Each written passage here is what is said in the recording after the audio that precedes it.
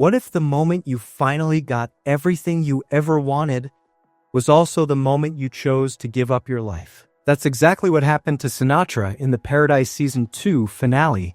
And honestly, it's one of the most emotionally devastating exits a character has had on TV in years. If you haven't watched the finale yet, hit pause right now, because we are going full spoiler mode. Still here?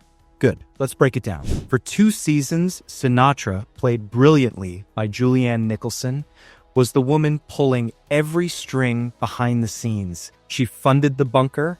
She funded a secret AI quantum computer called Alex.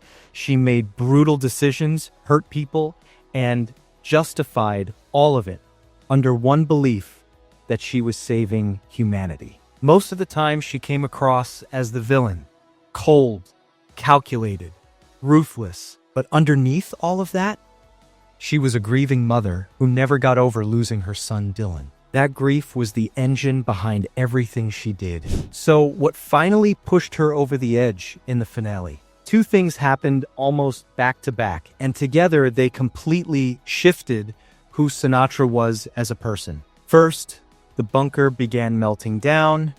Nuclear reactors were failing. Thousands of people were in danger. Someone had to manually activate the lockdown from the inside, and that person would not be walking out. Second, and this is the big one, Sinatra came face to face with Link, and she became convinced that Link was Dylan, her dead son, brought back somehow through Alex's ability to manipulate time. Now, was she right? The show leaves that beautifully ambiguous.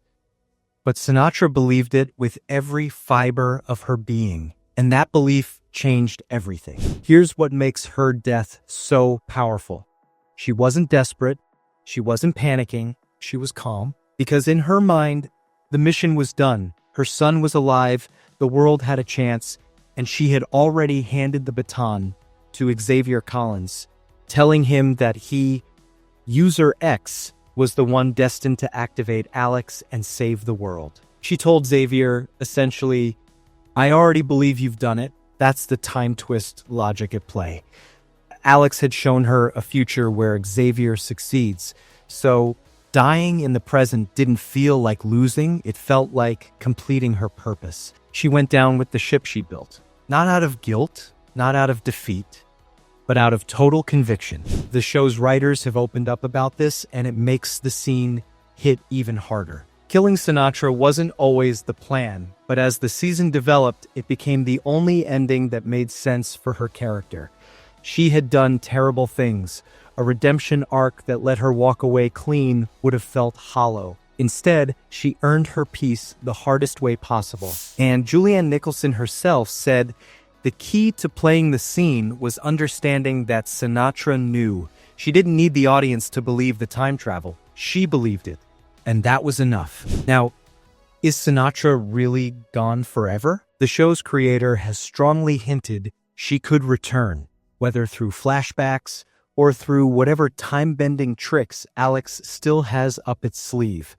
After all, on a Dan Fogelman show, death has a way of being flexible. Season 3 is already in motion, with Xavier now tasked with finding the second bunker under Denver Airport and figuring out what Alex really wants. The question is, will he follow through?